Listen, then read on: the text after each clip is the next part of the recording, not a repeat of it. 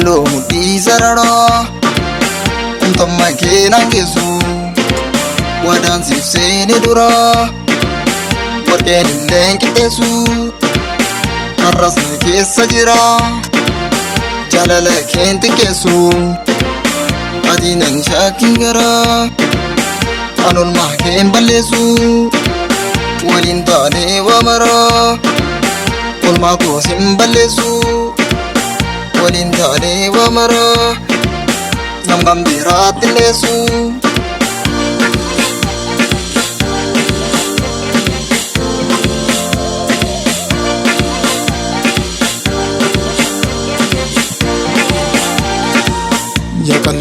Yakallo godalita Siho gara na nyati Waige tona duda Yada komben ne mati Kokalbin sif dibame Siranan jaltu nyani Sorata man hubame Kogabin betu yani Akamin gabbatume Kodin gargar bulani Kan darbeen daaga dure Akkatti dur turani Akkas waliin turani Hubataa waaqumakka Inshakkin dhiisa time Si dhabuun feene takka Komataan natti cime Yakalloo keessa bullaa Sitoo turiin dibame Dhokatee toosi baana Jajalloo kam godhume Silaa dhufeen silaala Jajalloo kam godhume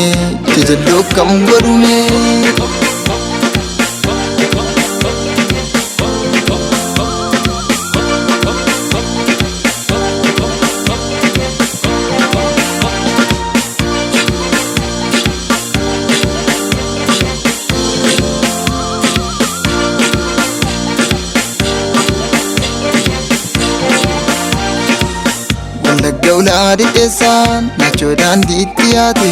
wal argaan keenyeessaan natoo yaannin jabaate sabbata jirbii bu'ee garaan wallaan qaqqabu ummatuun gimbii bu'ee garaan malee sinnabu hin hubannee matillee dhibbaan na dhiibe sirra hin dubbannee manillee hundaaf guyyaatu jira qurxumsee na nyaate riminni dhaaba keessa Komii keetiif na laate fedhii kootiin maleessa fedhii fayyaa akka taanu kan jiru maal wallaba fedhii malee addan baanu rabbi harkaa nu qaba isa qofaa kadhannaa garaan boosse akka namne dharraa baroota qabna gaalee taate akka namne dharraa baroota qabna gaalee taate akka namne